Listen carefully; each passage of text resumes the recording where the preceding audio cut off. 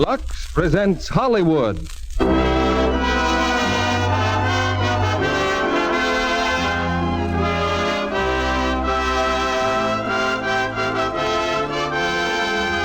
Lux Radio Theater brings you Sunday Dinner for a Soldier, starring Ann Baxter, John Hodiak, and Charles Winninger.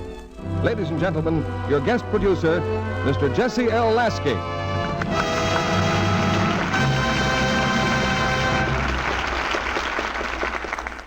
Good evening, ladies and gentlemen. I believe that most war agencies agree that what a soldier wants most on a furlough isn't special celebration or exciting entertainment, but a touch of simple home life.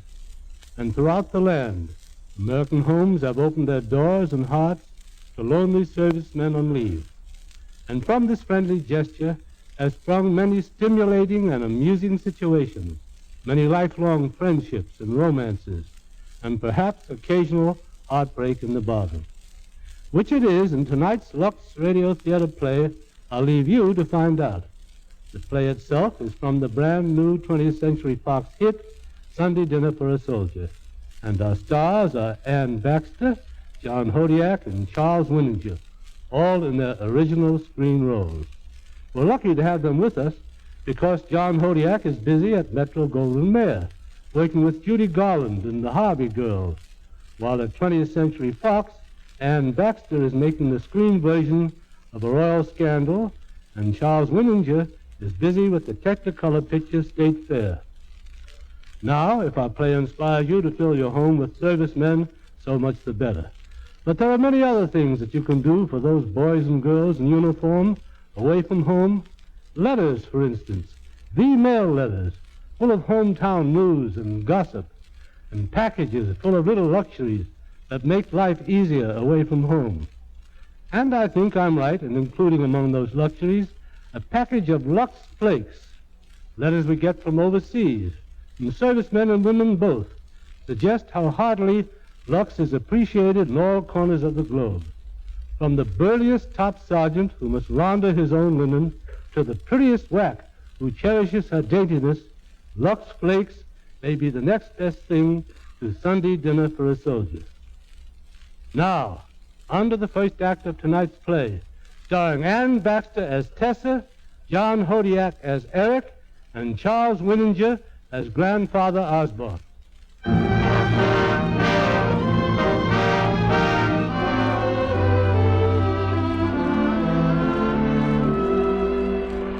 We rolled in a few minutes ago from mission number 58.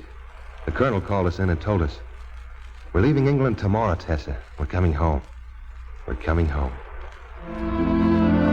I'm here alone on a great stretch of empty beach. I sit and I watch the waves come in. I talk to you, Tessa, just as if you were sitting beside me.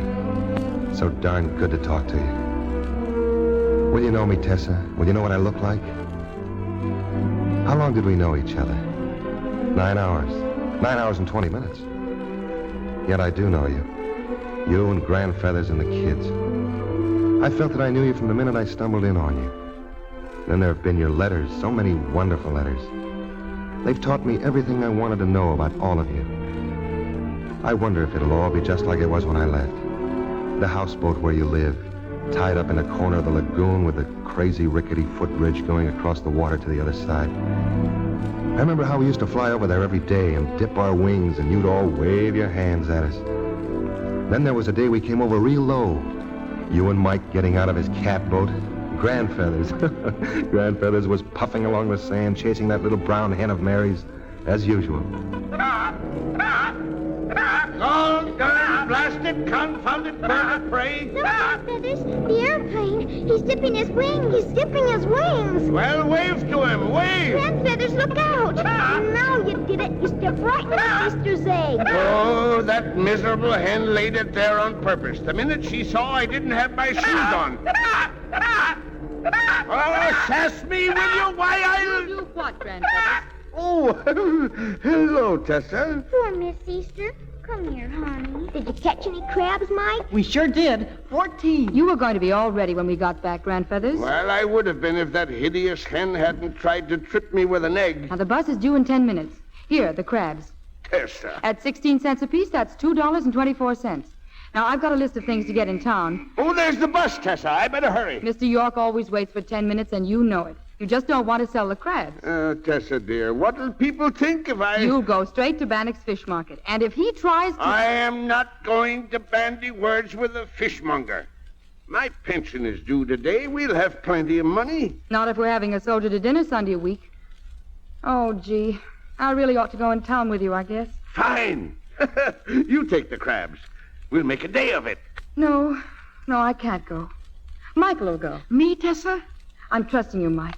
Remember, every penny counts, so don't let him buy anything foolish this time. Sure, Tessa. Hey, Mary, find Grandfather's shoes, will you? And hurry up. Well, Grandfeathers, looks like you and Mike's only two passengers. Say, how come Tessa ain't going to town with you all?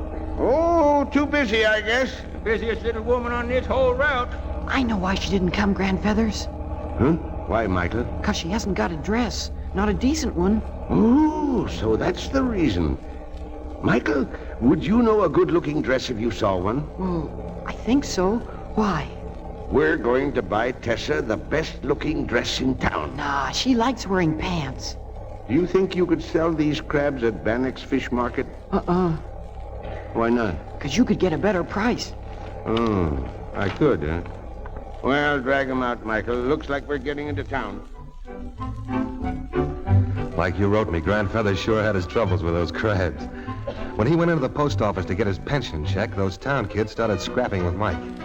While he was trying to hold his own, a couple of other kids stole every one of those 14 crabs. But Michael and Grandfathers didn't know that. Yes, the boys took the crabs, but they left the basket carefully weighted down with a couple of bricks. Come on, let's get out of here. Michael! Michael! What is an Osborne brawling in the streets? They started at Grandfeathers.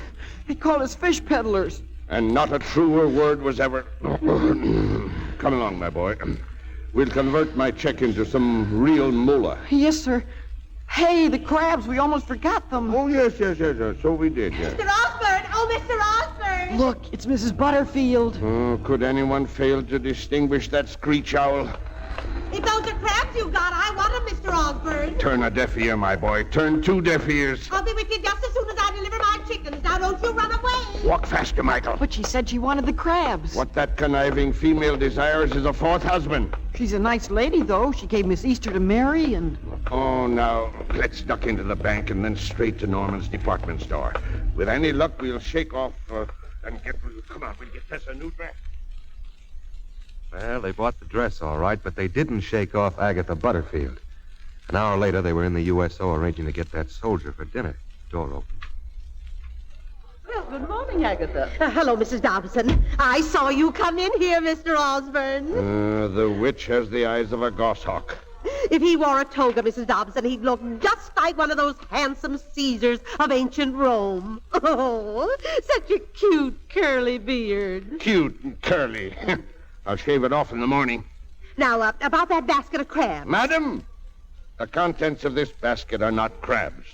They're family heirlooms, worth a fortune. Of course they're crabs, and you've got to sell them to me. I'm entertaining. That's exactly what I shall be doing. Is he telling the truth, Michael? Oh, yes, ma'am. Mrs. Dobson, the USO acts as liaison between soldier and civilian population, I believe. Why, yes, of course. I am a civilian, am I not? Well, be kind enough to have a soldier at my houseboat a week from Sunday. Well, certainly. Just fill out this card. Thank you. I'll pester you until you let me buy those crabs. Oh, then take them. Here, madam, I give them to you. Grandfeathers. Oh, I do thank you, Mr. Osborne. Thank you. Kindly refrain from licking my hand.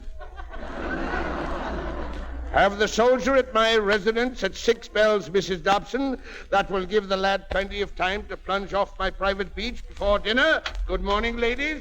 Michael, come on. Well, Agatha, how many boys for your dinner? 8 tomorrow night. Oh, make it 10. There's a B-17 crew here. Well, fine. Goodness knows with a chicken farm, I'll have plenty for 'em to eat. Wait a second, and I'll speak to their pilot. He's inside. Fine. I want to take a look at these lovely crabs anyway. So, bricks. Oh, that horrible man. That dreadful man. Oh, Mrs. Dobson. Yes? Where's the card Mr. Osborne filled out? I bet he didn't answer half the questions. It's on my desk. Fix it up, will you, Agatha? You bet I'll fix it up in just 2 seconds. There, you nasty old man. Soldier for dinner, that'll show you. Tessa,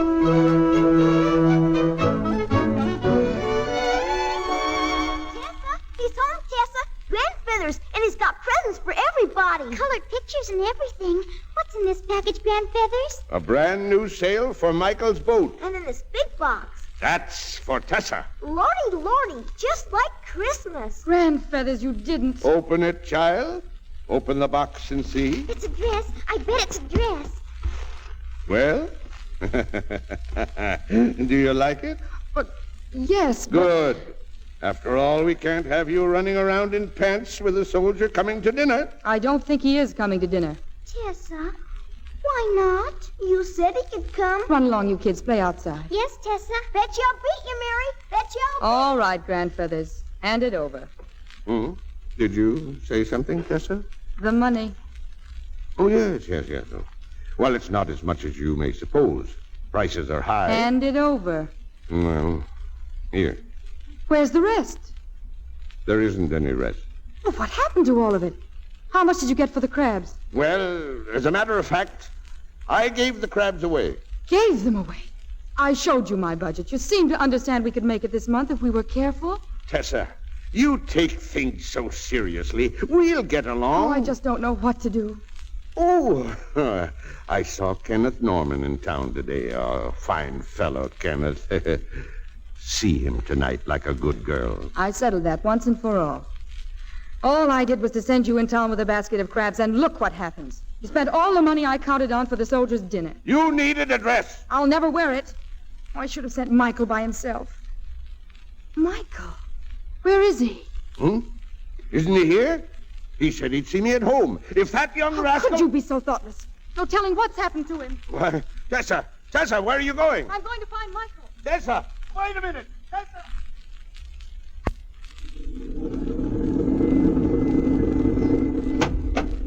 Gee, thanks a lot for the lift, Mrs. Butterfield. How are you all doing, Michael? Oh, we're doing fine, Mrs. Butterfield. It's a lot of fun living on a houseboat. Say, you don't need anybody to help part-time maybe at your chicken farm. Luella and I manage fine, but if we ever do, I'll certainly send for you. You're a fine boy. Well, goodbye, Mrs. Butterfield. Goodbye. And don't forget to tell that grandfather of yours never to speak to me again. Bricks. Michael? Hi, Tessa. Michael, where were you? In town. Is Grandfeathers home yet? Yes, he's home. Did he buy a lot of things? I tried to stop him, Tessa, honest. Oh, I know. We just have to remember that all his life, Grandfeathers never had to worry about money or responsibility till we dumped ourselves on his hands. Now I guess it's too late for him to learn. Yeah. If it weren't for us, Grandfeathers wouldn't have to think much about money. Well, someday maybe we can move to a big town where I can get a job and... Hey, what's that? Your hands. They're all scratched. What have you been doing? I've been scraping fish for Mr. Bannock. Here, Tessa. Michael. He paid me 45 cents an hour. I guess this won't pay for all the stuff Grandfeathers bought, but... Oh, Mike. It'll be kind of nice seeing you in a dress, Tessa. A new dress. Will it? I'll wear it tonight, then, just for you. Well, let's get on home. Yes, that's how you got the new dress, Tessa. You told me all about it in your first letter, remember? And that night you went out walking on the beach, all alone. You walked to that hotel they never finished building. Just a skeleton of a building. Relic of a real estate boom. We used to see it from the air. Lonesome, deserted, sand swept. But there was magic for you in that ruined hotel, wasn't there? If you half closed your eyes, you'd see happy people dancing. Beautiful clothes. You'd hear an orchestra playing some swell number. You'd dance in the sand, like in a dream.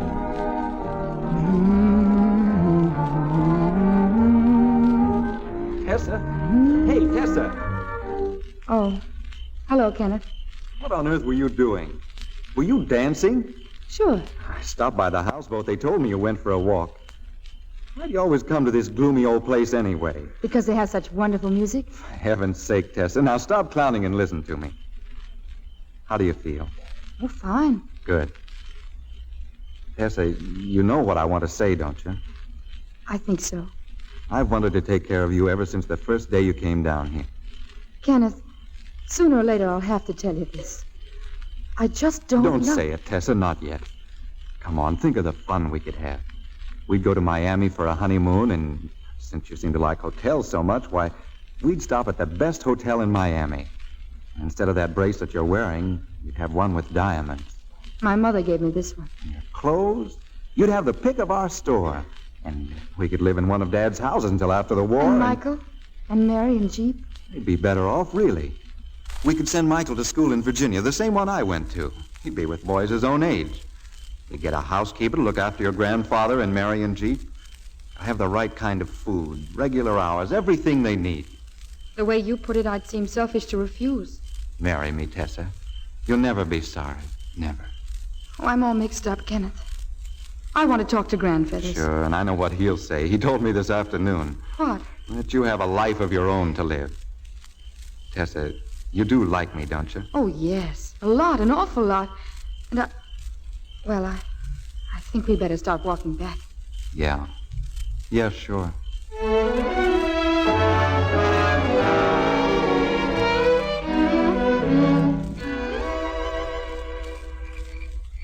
Seems to me you sent Kenneth home awful early, Tessa.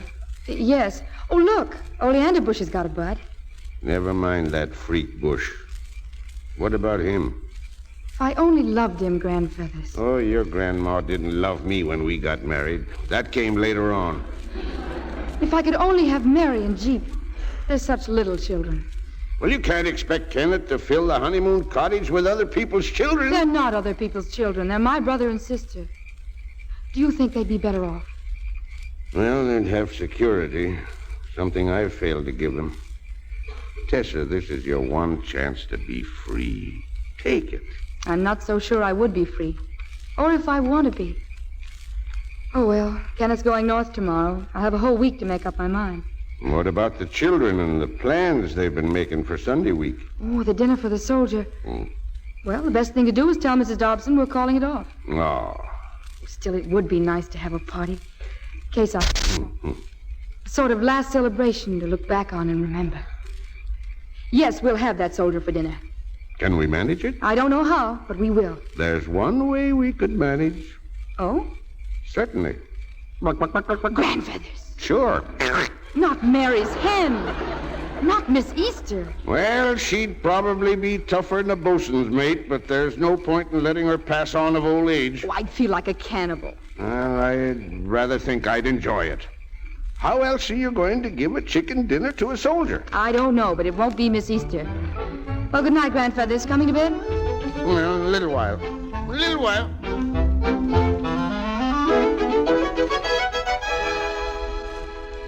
You, Tessa? Mary, aren't you asleep yet? Tessa, can I sleep with you tonight? Sure. Come on over in my bed. Your legs don't hurt again, do they, dear? They're getting better every day. Oh, that's fine. I've got something to tell you, Mary. We're really going to have that soldier for dinner. Aren't you glad? Oh, yes. Tessa. Yes? I've been remembering Mother and Daddy. We must always remember them. I've known for a long time, Tessa. They didn't just go away. They were hurt in the automobile. They died. Why does everything have to die, Tessa? Because dying is a part of living, dear. For all we know, it may be the best part.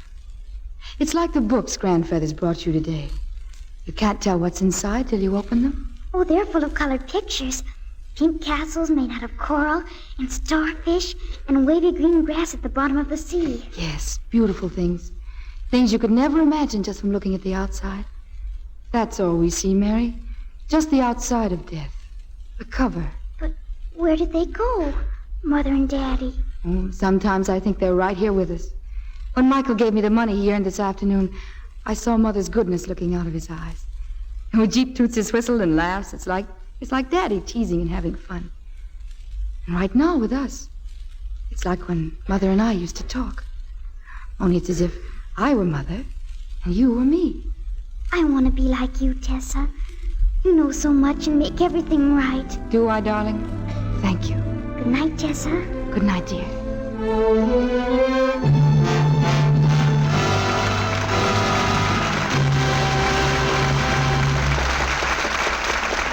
In just a moment, our stars will return with Act Two of Sunday Dinner for a Soldier. Right now, I've got a question here for two of the ladies in our audience. Would you mind coming up here a moment? Me? Yes, if you don't mind. And you. Oh, my. Thank you. There. Now, what I want to ask you is, how long do your stockings wear? Not very long, I can tell you. Why, I've worn these only a few times. Yes, I bought them last week, and they just ran. Look. That's too bad. How's your luck? Why, I've had these quite a while. Do you remember when you got them? Let's see. Yes, it was a Monday, just about a month ago. I wear them every other day. Well, I always let rayons dry 24 hours, of course. And no runs yet? That's right. Heavens, I'm lucky if my stockings last half a dozen times. How do you wash yours? Oh, whenever I'm doing a wash, I put them in. Or if I haven't much, I use the cake soap in the kitchen. Does that make much difference? We'll see. How about you? Why, I always Lux mine every time I wear them. And that's very likely the answer to your stocking problem. You see, it's been proved that Lux helps stockings last longer. A famous laboratory made a series of strain tests. Stockings washed with Lux Flakes didn't go into runs nearly so quickly as those rubbed with cake soap or washed with strong soap. In fact, they lasted twice as long. I'm sure you'll have better luck with yours if you change to Lux. We pause now for station identification. This is CBS, the Columbia Broadcasting System.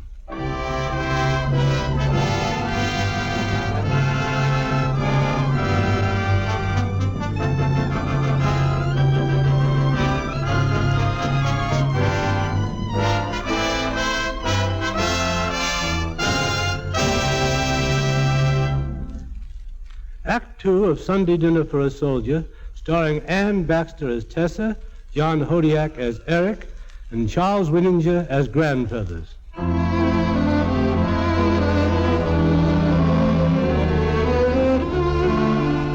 Like a bridge spanning the dark Atlantic, the thoughts of Eric Moore dissolve all distances as he daydreams of a little family on a Florida lagoon and how he came to know them. You wrote me so much, Tessa. How can I thank you?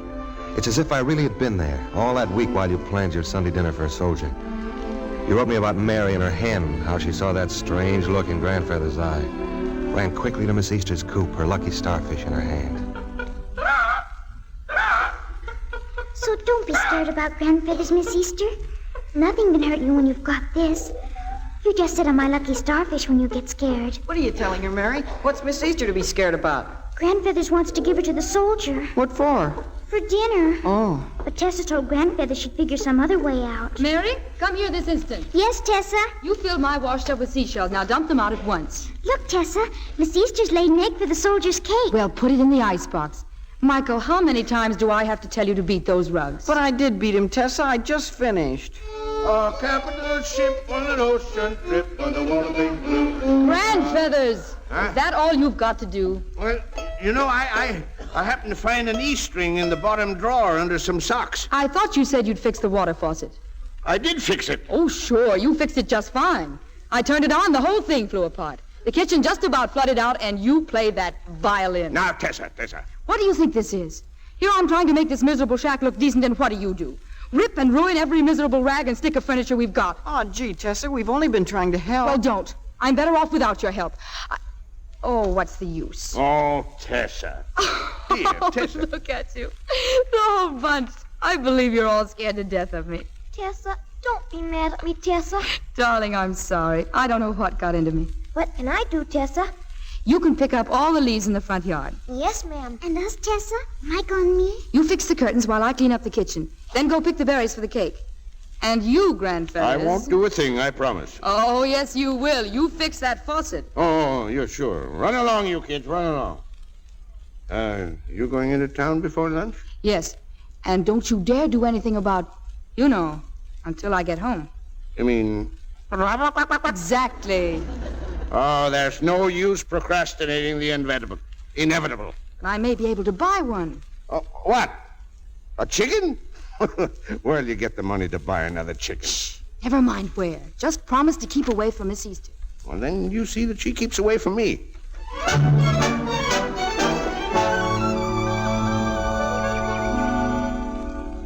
Gosh, I wish Tessa would come home. Now sit still, Jeep. I've been sitting still. All day I've been here by the road sitting still. But we just gotta say, Miss Easter, If somebody buys the berries, we'll have enough money and they won't have to eat her up. But nobody stops to buy berries, and I'm hungry. Eat some more berries. I've been eating them all day, and I don't feel good. Please don't cry, Jeep. I want to go home. Look, a car's coming. Berries! Berries! The car's gonna stop. It's Miss Butterfield's car.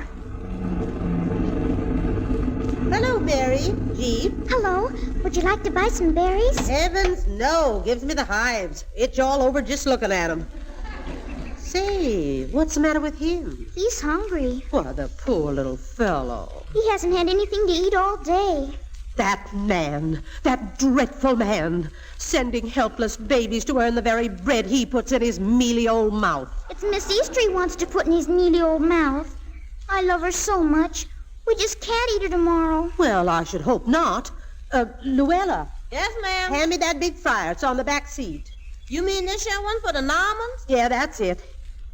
Here you are, you poor babies. Tessa says we aren't allowed to accept presents. Then I'll swap the chicken for the berries. Luella likes them. Oh, no, Miss Butterfield. I don't relish no berries. You like them, Luella. Here. Oh, that's plenty, Mary. Thank you. Now what's the matter with him? Jeep? Oh, he always stands on his head and blows his whistle. That's when he's happy. He feels good now because we've got a chicken for the soldier tomorrow. For who tomorrow? The soldier. We're going to have one for dinner tomorrow. Are you sure? Oh, yes. Grandfather signed a card for one at the USO. We've been getting ready all week. Well, goodbye. Goodbye. And thanks. Thanks again and again, Mrs. Butterfield. You're welcome. Oh, Luella, this is terrible. Giving away Miss Norman's fryer. Not that. I'm thinking of that card I tore up at the USO, you know. Yes, ma'am. What can I do? Miss Butterfield, you eating those berries. Those children are expecting a soldier tomorrow. Yeah, but they gives you the hives. You'll be itching for a month. What did you say? They've simply got to get a soldier. Oh, Lordy. I'll have to tell Mrs. Dobson exactly what happened to get her to find them another one. Hand me some more berries, Luella. Yes.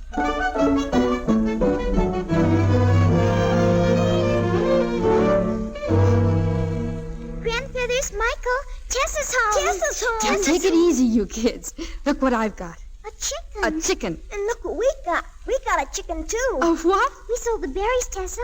We sold them for a chicken to Mrs. Butterfield. But that's wonderful. Hello, Tessa. I saw you in town. You what? I saw you, but you didn't see me. I was working. And look what I bought. Don't tell me another chicken. Uh-huh. Here. Mr. Bannock let me clean his barrels. Hey, where did these chickens come from? He bought it with berries. For the soldier. And you bought the other one? Uh-huh. Where'd you get the money? None of your business. Now, where's Grandfather's? I'm right here. Better batten down the hatches, lads. She's going to blow a gale. Michael, stow away the deck chair. Boy, I better. We'll go cover up Easter. Oh, now wait a second, child. Wait a second. I just happened by Easter's nest, and the dear little biddy seems to have disappeared. What? Oh, look at the sky. It's getting blacker and blacker. I gotta find her. I gotta find Miss Easter. Easter! Easter! Where are you? Grandfather's? All right, I'll be back in a minute. Tessa, dear. Come here this instant. Oh. What's that you're hiding under your jacket? Oh, this? Oh, that's my tobacco pouch. Let me see it. Oh, really, Tessa? A chicken. Dead chicken. Oh, no. I wanted to surprise you. Is that chicken Miss Easter? Does this bird look like Miss Easter? How can I tell? It's been dressed. Well, it's not Miss Easter. Then exactly where did you get it? As you so pointedly remarked to my grandson, it's none of your business. Did I ask you how you got your chicken? No. But I've got a pretty good idea. The bracelet your dear mother gave you is gone. Oh, never mind the act. If that's not Miss Easter, where is she? Easter! Easter! Mary, dear, you'd better come in. You get drenched. Easter! She's gone. I gotta find her. I begged you not to do anything till I got back. Oh, how did I know you'd all come back dripping naked fowls? Oh, you're hopeless. Sometimes I think you'd even steal. And if you think I'm going to tell Mary about Miss Easter, you're crazy. You can do your own dirty work and do it now. Grandfather's managed to avoid the mystery of Easter's disappearance till night. Mary was in bed crying softly to herself when the old man sneaked into her room.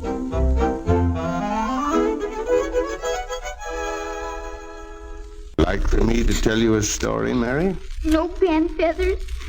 Oh, well, It's still raining. I know.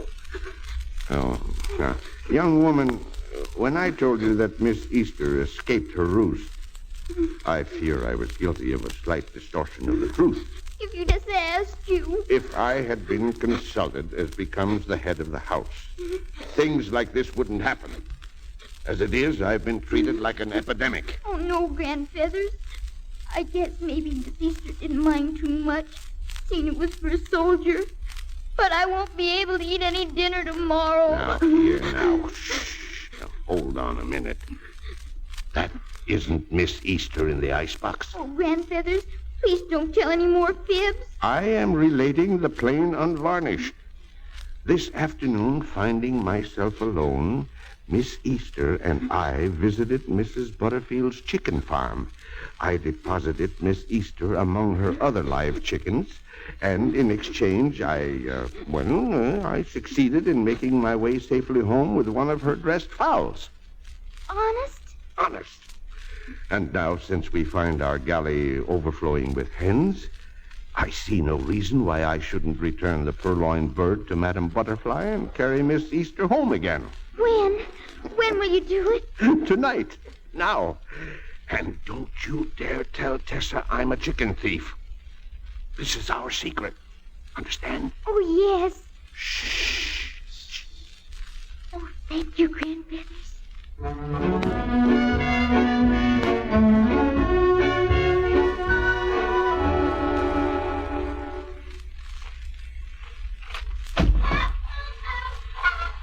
Quiet. Quiet, you gall-blasted chickens. Now, how am I going to tell who's who around here? Easter. Easter. Where are you, you feathered fiend? Come here. Can't even see where I'm going. Can't even... Oh, stow your gab. Pull in your sails. Shut up. Who's there? Who's in there? Ain't nobody here but us chickens, ma'am. Luella, is that you? No, ma'am. Ain't me, but I'll get him. Never mind. Just stop. There, I see him. All right. Stop or I'll shoot. 1, 2, 3. Oh! Did I get him, Luella? No, ma'am. But there's the chickens he must have been carrying. That's some shooting, Miss Agatha. Look here. You done plucked, clean, and drawed this here chicken all with one shot.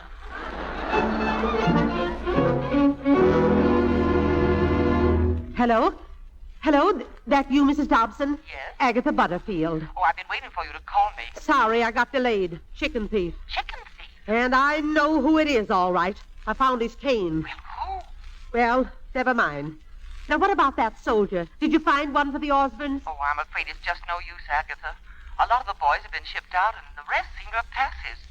But I'll try again in the morning. Oh, please. We've got to get a soldier for those poor children. We've got to.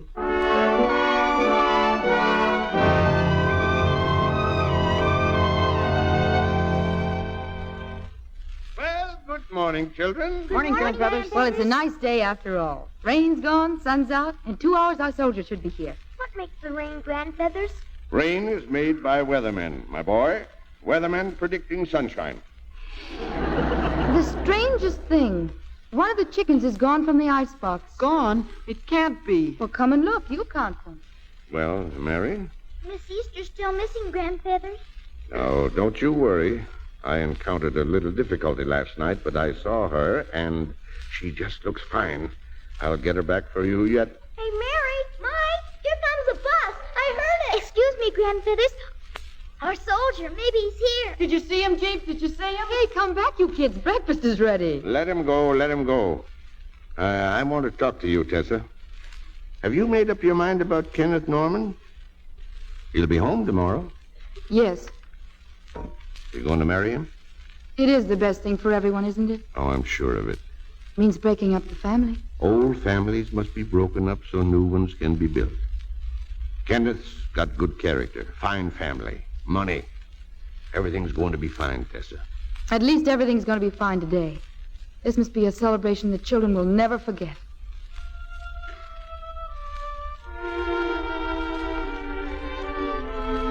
The soldier wasn't on that bus, was he, Tessa? Or the one after that, or the one after that? No, there just wasn't a soldier to be found anywhere in town that Sunday. Well, it's nearly 1 o'clock. Where are the children? Where they been all morning? Still waiting at the road. Grandfeathers, exactly what did Mrs. Dobson say when you signed up for a soldier? Well, I don't know her exact words. Well, try to remember, dear, please. Well, let me see. She said the USO acts as liaison between soldiers and civilians. He'll be here at 6 bells. That'll give him plenty of time. Or did I say that? Well, if he isn't on this bus, we'll just have to go ahead. Well, he'll be on this one, Tessa. I just know he'll be on this one.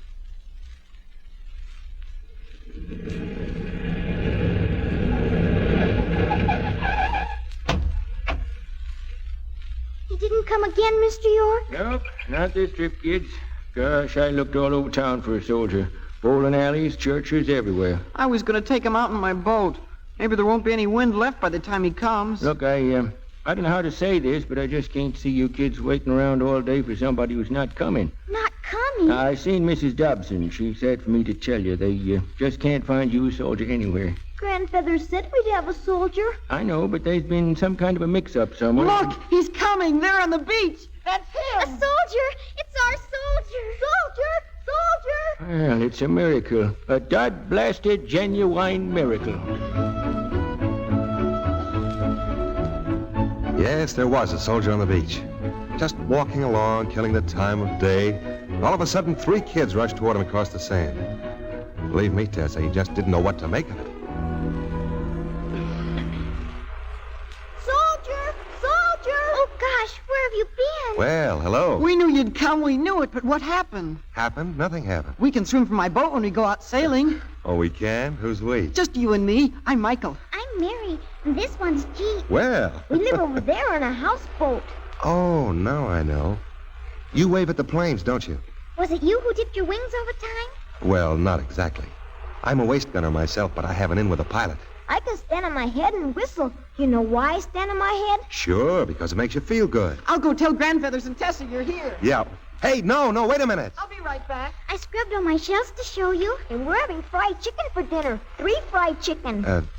Now look, you kids, I'd like to oblige you, but this has gone far enough. Whoever you were expecting, well, I'm not it. Oh, but you are. Of course you are. Hurry, hurry.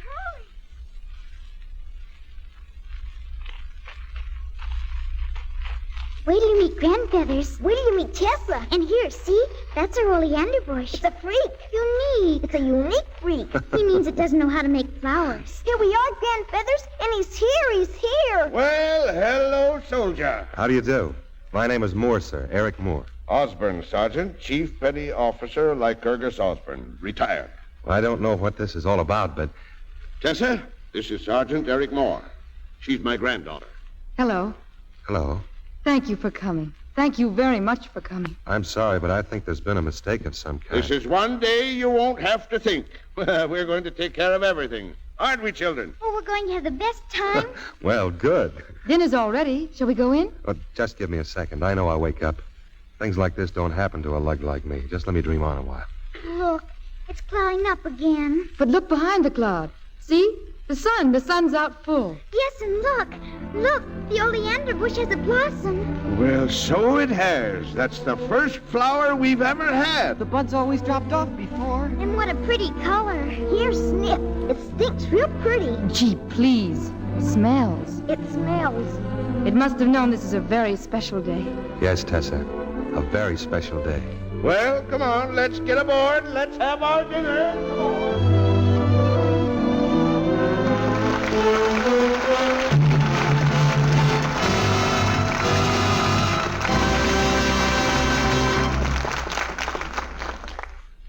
We'll return with Act 3 of Sunday Dinner for a Soldier in a moment.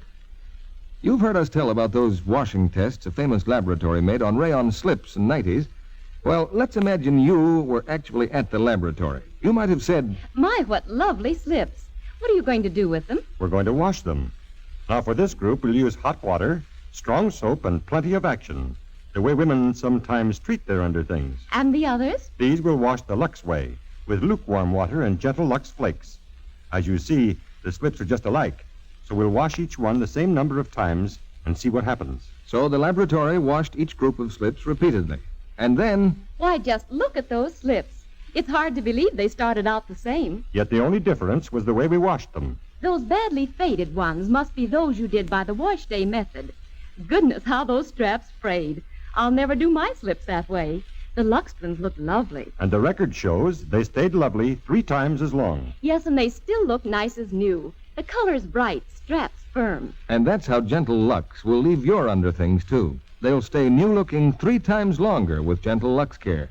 Undies lead a long life when they lead a Lux life. Now, Mr. Lasky returns to the microphone.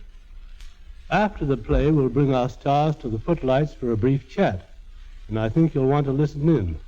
Now, here's Act 3 of Sunday Dinner for a Soldier, starring Ann Baxter as Tessa, John Hodiak as Eric, and Charles Winninger as Grandfeathers.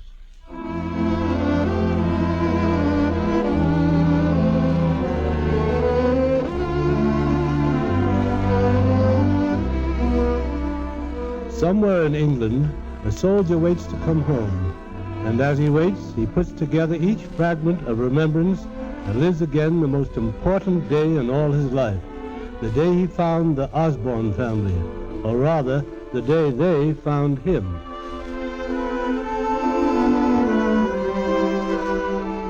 I soon discovered how I happened to be having Sunday dinner with the Osborns.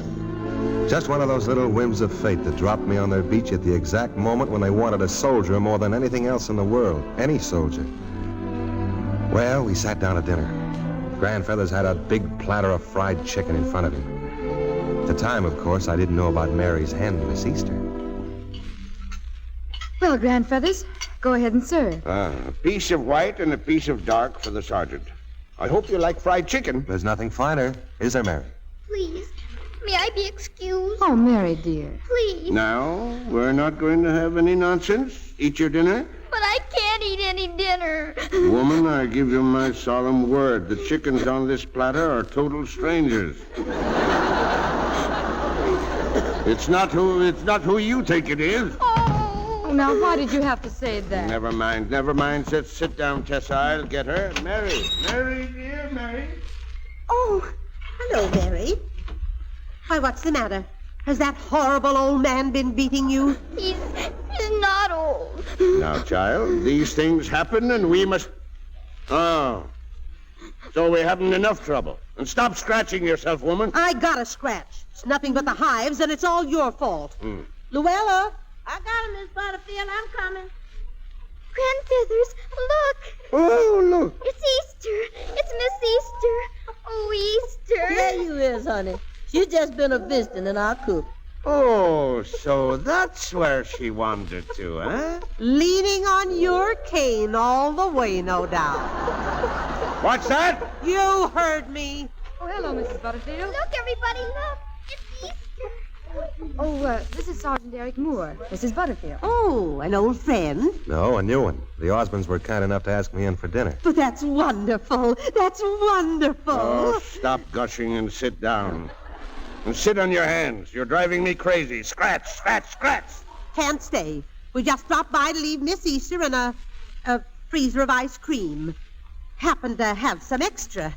It's in the shade under your tree. Oh, boy, ice cream. Chocolate. Oh, my. That's just wonderful, Mrs. Butterfield. Thanks for everything.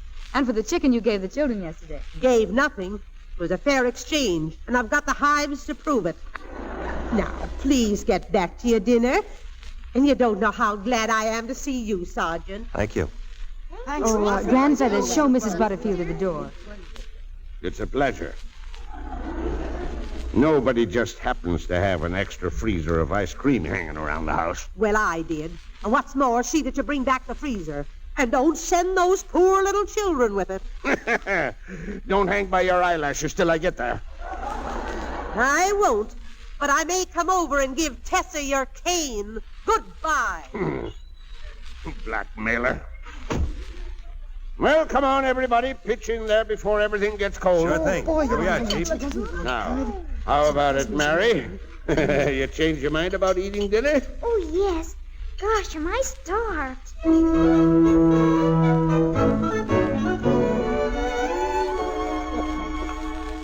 Yes, man. Those are the most wonderful seashells I've ever seen. Well, I knew you'd be interested. I knew you'd want to see them. Now I have something for you. See? The wishbone. Uh-huh. Let's make a wish. Ready? Okay, pull. Well, what do you know? Mary gets her wish. Do you know what it was? Huh? That you'd come home safe and sound. Well, when I do, I want you to be all strong again. But I'm not sick anymore. And I'm not scared either. Oh, everybody gets scared once in a while. Even soldiers? I should say so. Eric. Hmm? Here. Well, what's this? So you won't be afraid. It's my lucky starfish. And it works. It works all the time. Didn't Easter come back home? Thank you, Mary. I'll keep it with me always, and I'll never be scared again. Say, where are all the others? Well, Grandfather's in snoozing in the hammock. And Mike's tying up his boat. Did you have a good sail? Oh, wonderful. And Jeep's taking his nap, 'cause he's gotta. And Tessa? Oh, Tessa's in the kitchen washing dishes. I think I'd like a drink of water. Oh, I'll get one for you. Oh, don't bother. I'm pretty sure I can get one in the kitchen.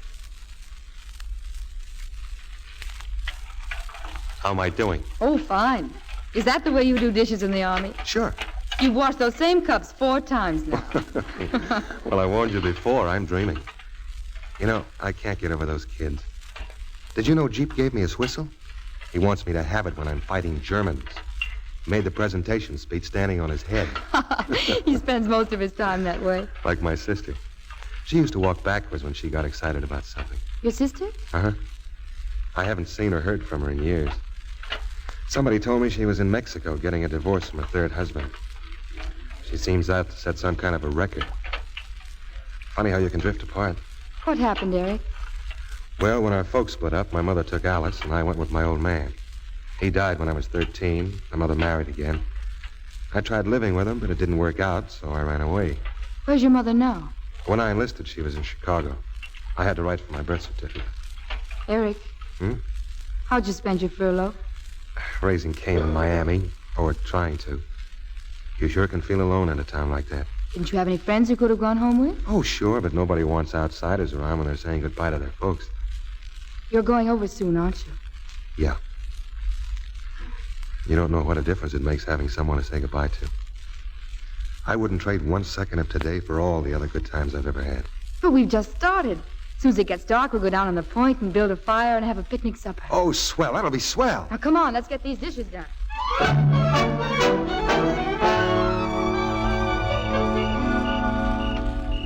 We're going to need more wood. Not half enough wood here for a campfire. I'll get it, Grandfeathers. I'll help, Eric. Me too, me too. Oh, sit down, you kids. Tessa, show the sergeant where you can find some firewood. It's a pretty long walk, Sergeant. That's swell. That's swell. Not much further. That's a patch of pines down the beach. Eric, about what you told me. What do you mean about my folks? Mm-hmm. Some nerve unloading all that on you. I wouldn't have, except you've all made me feel like I belong to you. What a family. Tessa, when I think, what if the kids hadn't been waiting just as I happened to walk by? We might never have met. Was it only this noon? I feel like I've known you forever. There's something you don't know about me. What?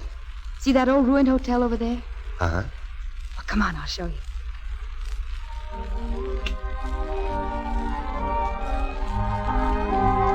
My own special private hotel. What do you think of it? Very snazzy indeed. I come here all the time. Dance here. You like the music? Boy, what a band. Well, what are we waiting for? Some people would say we were trying to dance on sand. Some people would be crazy. Oh, I knew you wouldn't think it was silly, pretending.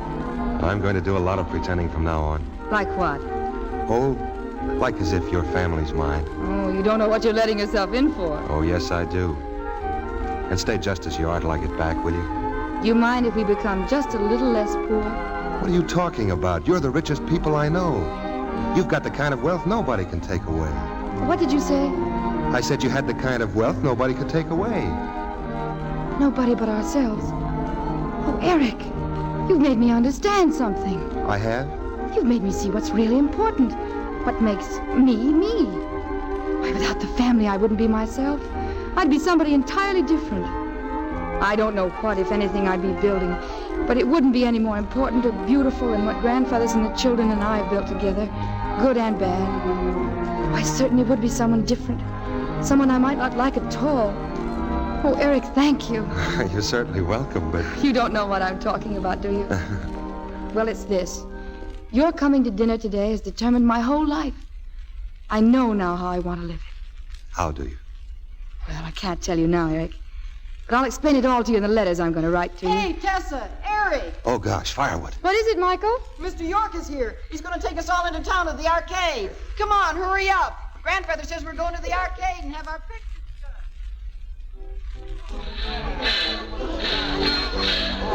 All right now, folks, if you just hold those poses for 1 second. Jeep, stop it now. Hold still. Yes, ma'am. Now, if the old gentleman will smile. Like this? That's it, that's it. A very nice group. Oh, dear. Now what? The little girl. Is that a chicken she's got? Oh, we've got to have the chicken. That's Miss Easter. All right, everybody. Look straight ahead. Now, 1, 2, 3. There we are. Now, the picture will be all ready in about 5 minutes. Thank you very much. I'll wait for it. There's a shooting gallery next door, Eric. Well, what are we waiting for? Tessa? By all means. Come along, Harry. Jeep.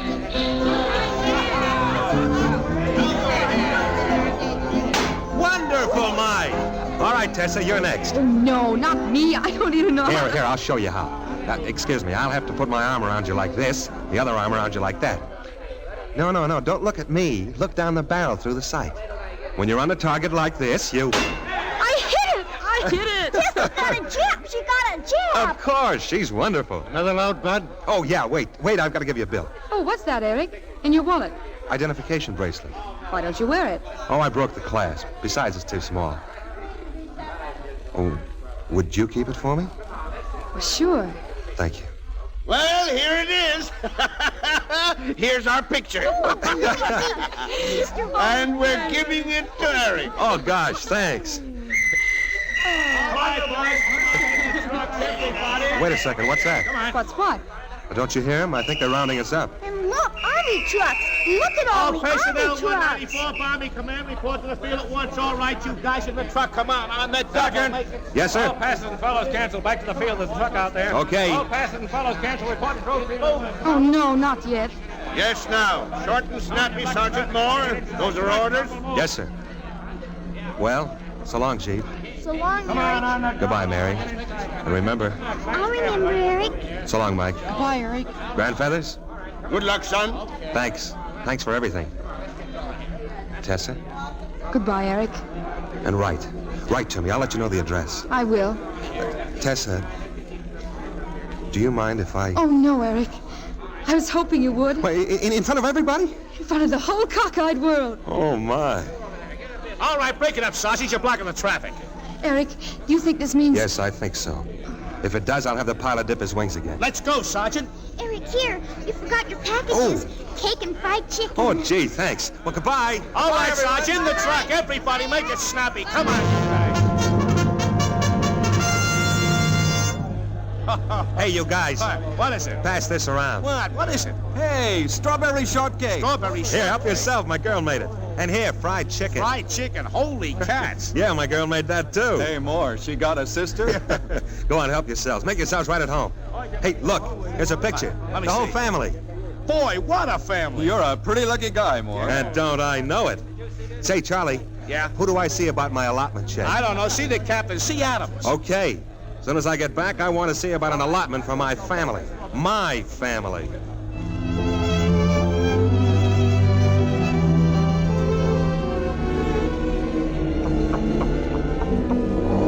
Tessa, they're coming.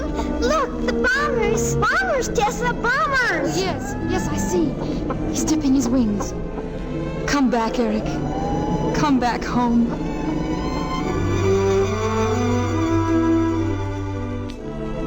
I'm coming back, Tessa. I'm coming back. Back to my family.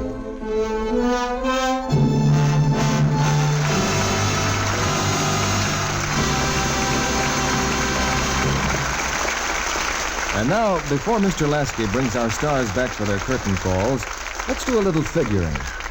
How many dishes do you use a day? Count up the plates, cups, saucers, and glassware, and don't forget the platters, serving dishes, and the silverware. Well, if you're an average family of 4, that's over 100 a day. But do you know that if you use Lux for your dishes, you may find you need only about half as much as you'd use of your wash day soap? Yes, actual dishwashing tests show that ounce for ounce, Lux does up to twice as many dishes as other well-known dishwashing soaps. That's worth remembering. And if you scrape and rinse dishes, especially greasy ones, as soon as they're removed from the table, you'll need even less Lux for rich, fast-working suds. Lux is thrifty for dishes. It's thrifty insurance against dishpan hands, too. For Lux Flakes in the dishpan helps your hands stay soft and smooth. Even if strong soaps have made them red and rough and ugly, they can soon be lovely again if you change to gentle Lux. Why not try Lux Flakes tomorrow for your dishes? And now, here's Mr. Lasky and our stars. Tonight, we'll disprove that familiar saying, three's a crowd, by bringing to the footlights our three stars, Ann Baxter, John Hodiak, and Charles Winninger. I'm sure our audience joins in offering congratulations to all three of you. Thank you, Mr. Lasky. And I'd say you were perfect in Sunday Dinner for a Soldier for more reasons than your acting. I understand that cooking is your favorite hobby. That's right, Mr. Lasky. I can't keep out of kitchens in my spare time. Well, what's your favorite recipe, Ann? What would you really serve for a Sunday dinner, Ann? Well, if it was chicken, I'd fry it in garlic and olive oil, put it in the oven for a little while, basting it with herbs crushed up in vinegar. Could I have a second helping, please? How about you, John? What's your favorite hobby? My favorite hobby? Eating. Well, you two should really get together. How are you at the culinary arts, Charles? Well, I'm first rate, Mr. Lasky. You come to my house next Thursday, and I'll bake you a cherry pie for Washington's birthday. Do we bring along an axe to cut it? Oh. You know, Mr. Winninger was right in his element in this picture, the skipper of a houseboat. That's right. I remember as Captain Andy in the famous showboat, Charlie climbed the mast to fame. Yes, but my boats are always tied to land. When this war is over, I'm going to cut my moorings and head out to sea. Well, I hope you stick around a while, Charles. At least till next Monday night, when we're bringing to this stage two nominees for the 1944 Academy Awards, Greer Garson and Cary Grant. You couldn't miss with that combination, Mr. Lasky. What are they playing in? Oh, a delightful play they selected themselves, the Columbia screen hit Bedtime Story. In it, we follow the tempestuous romance of a husband not only wedded to his actress wife, but equally wedded to the stage. Two loves that clash with amazing results. We'll all be looking forward to it, Mr. Lasky. Good night. Good night. Good night, and thanks for Sunday dinner.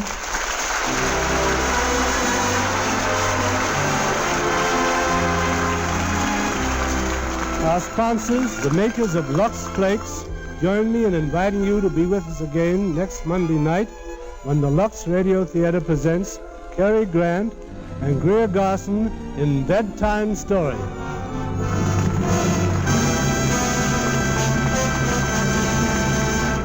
As our war casualties mount, as every day the fighting increases in intensity, ask yourself if you're doing all you can to help save American lives and speed the day of victory and peace. And one important contribution you can make is to preserve waste kitchen fats and greases used in the manufacture of essential war materials. Strain your waste fats into a clean can, rush them to your butcher. He'll give you 2 red ration points plus 4 cents for each pound.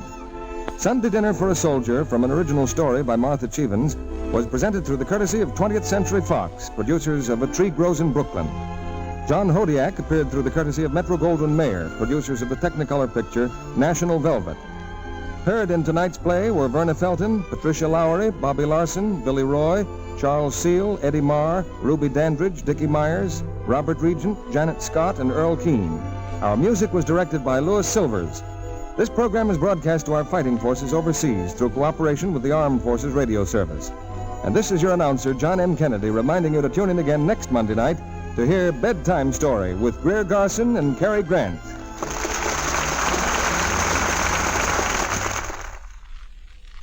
Flowers, flowers, a blaze of glorious color all summer long. Get in on the sensational offer by the makers of Spry Shortening. 8 packets of choice seeds for thousands of gorgeous flowers. Send 15 cents with name and address to Aunt Jenny, Box 1200, Chicago, Illinois. Be sure to listen in next Monday night to the Lux Radio Theater presentation of Bedtime Story with Greer Garson and Cary Grant. This is CBS, the Columbia Broadcasting System.